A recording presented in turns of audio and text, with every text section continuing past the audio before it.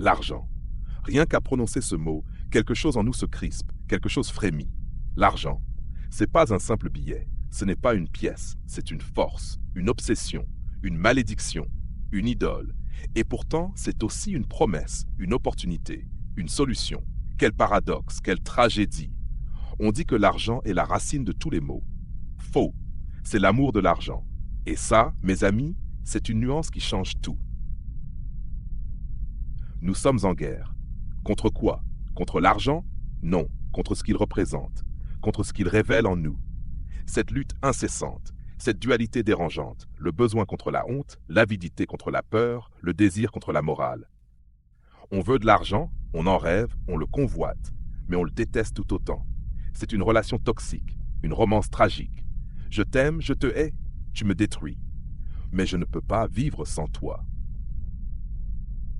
L'argent nous endurcit, il nous rend fous, il nous transforme, il prend notre âme et la marchande, et pourtant nous le chérissons, nous le glorifions, nous lui offrons nos heures, nos nuits blanches, notre santé, nos principes. Mais pourquoi? Pourquoi sommes-nous autant attachés à lui? Parce que l'argent, c'est la liberté, ou du moins c'est ce qu'on croit, la liberté de dire non, la liberté de choisir, de partir, de rêver. Mais l'ironie, c'est que plus on en veut, plus on est enchaîné. Je vous le demande, si quelqu'un brûlait un billet de 100 € devant vous, que ressentiriez-vous? Rage, détresse, jalousie? Et pourtant ce n'est qu'un bout de papier, une illusion, une promesse collective. On se bat pour ça, on trahit pour ça, on ment pour ça, on souffre pour ça. Regardez autour de vous, regardez les visages fatigués, les épaules voûtées, les cœurs serrés.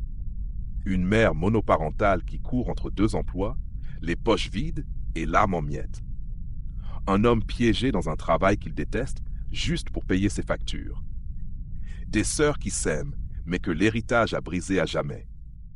Des artistes qui choisissent la pauvreté, croyant ainsi sauver leur âme. Des croyants, des ascètes, des missionnaires qui ont renoncé à tout pour goûter à la pureté. Et nous, on reste là, prisonniers de nos dettes, de nos peurs, de notre dépendance. Mais il y a autre chose, quelque chose d'inattendu, de dérangeant. Il y a ceux qui ont de l'argent, beaucoup d'argent, et qui ne le détestent pas, qui ne l'adorent pas non plus. Ils ne le craignent pas, ils ne lui courent pas après. Ils s'en servent, ils le mettent au service de leur mission.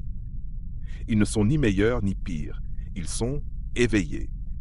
Ils savent que l'argent n'est pas un ennemi, ni un dieu. C'est un outil, rien de plus. Alors je me demande, et si on avait tort depuis le début?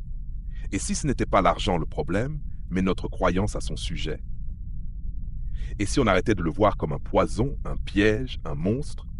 Et si on osait le regarder en face, sans peur, sans haine, avec lucidité?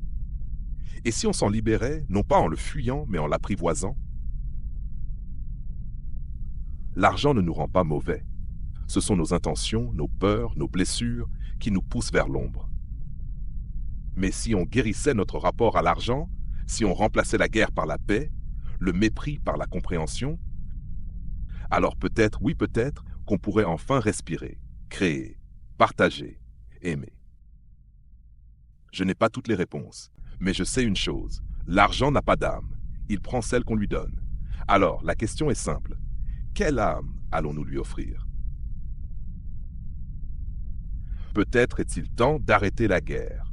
Peut-être est-il temps d'aimer autrement.